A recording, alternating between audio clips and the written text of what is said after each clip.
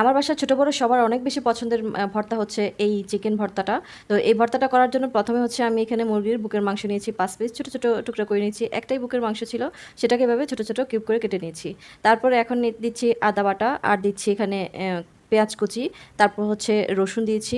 এরপর এখানে আমি শুকনো মরিচ দিয়েছি লবণ, হলুদ আর ৩ চামচের মতো তেল দিয়ে ভালোভাবে আমি নাড়াচাড়া করে চুলার উপরে এটা একদম প্রপারলিভাবে সিদ্ধ করে নিয়েছি। এই ভর্তাটা করা খুবই সহজ কিন্তু স্বাদ মাশাআল্লাহ অনেক বেশি মজার। যারা এখনও কিন্তু এই মাংস ভর্তাটা খান নাই তারা খেয়ে দেখবেন, স্বাদটা মনে হবে অনেক অপূর্ণ থেকে গেছে জীবনে, এটা খেয়েই পূর্ণতা পাবে। এরকম একটা ভর্তা এটা, এতটা টেস্টি। তো আমি হচ্ছে সব কিছু একসাথে দিয়ে চুলার উপর বসিয়ে ভালোভাবে নাড়াচাড়া করে আমি এটাকে সিদ্ধ করে নেব। বারবার নাড়াচাড়াটা ঢেকে দিয়েছি, খুব দ্রুতই সিদ্ধ হয়ে যাচ্ছে কারণ এটা যেহেতু চিকেন ছিল সে কারণে সিদ্ধ হতে খুব একটা সময় লাগেনি। তো ভর্তার সাথে আরও একটা মেনু ছিল, সেটা হচ্ছে আলু আমি এখানে সিদ্ধ করে নিয়েছি আর আলুগুলোকে আমি ভর্তার মতো করে এখানে ম্যাশ করে নিচ্ছি। আজকে যে ২ টা মেনু বানিয়েছি এই ২ টা মেনুই আমার বাচ্চাদের অনেক বেশি পছন্দের। যেমনি পছন্দ চিকেনের ভর্তা তেমনি হচ্ছে আলুর এখন যে রেসিপিটা করতেছি এটা খুবই পছন্দ করে ওরা। এই ২ টা জিনিস থাকলে ওদের আর কিছু লাগে না। সাথে কিন্তু ডালও করেছিলাম কিন্তু এই ২ টা খাবার দিয়ে হচ্ছে ওরা একদম পেট ভরে খেয়ে উঠে গেছে। তো এখানে হচ্ছে আমি আলুগুলো ভালোভাবে হচ্ছে শুকনো মরিচ আগে থেকে টেলে রেখেছিলাম সেগুলো লবণ দিয়ে একটু কষলিয়ে তারপর হচ্ছে পেঁয়াজ দিয়ে ভালোভাবে আমি কষলিয়ে নিয়েছি আর এখন হচ্ছে আলুর সাথে ভালোভাবে মিশিয়ে নেব।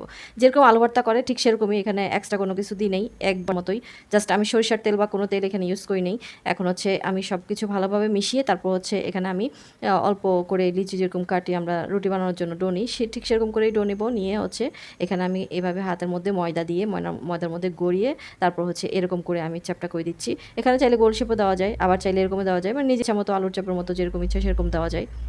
অনেকটা আলুর চপের মতোই, আলুর চপই বলা যেতে পারে। তো এইভাবে দিয়ে আমি হচ্ছে সবগুলো আলুই রেডি করে ফেলবো। ওদিকে কিন্তু আমার চিকেনটাও চুলাতে হয়ে যাচ্ছে আর এদিক দিয়ে হচ্ছে আমি এগুলো রেডি করতেছি।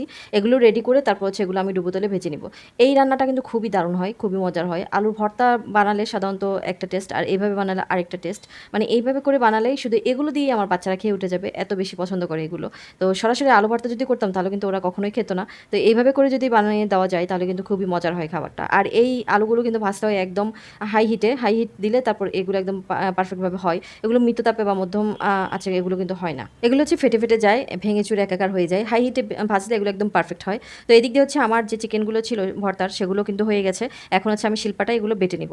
বেটে নিলেই রেডি হয়ে যাবে আমার মাংস ভর্তা। এই ভর্তাটা কিন্তু দারুণ, এটা অনেক মজার, অনেক টেস্টি হয়। তো এইভাবে করে যারা খান নাই তারা কিন্তু একবার খেয়ে দেখবেন। আর এই চিকেন ভর্তাতে কিন্তু ঝালের পরিমাণ একটু কম দিলে বেশি ভালো লাগে। তো যেহেতু আমি ঝাল পছন্দ করি এই কারণে আমার হয়তো একটু বেশিই দেওয়া হয়ে গেছে। তবে তারপরেও চিকেনের মধ্যে ঝালটা কমিয়ে দিলে টেস্টটা বেশি হয়।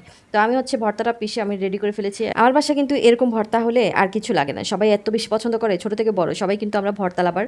পরিবারের প্রত্যেকটা সদস্য ভর্তা অনেক বেশি পছন্দ করি। এরকম মাংস ভর্তা হলে আর কিছু লাগে না।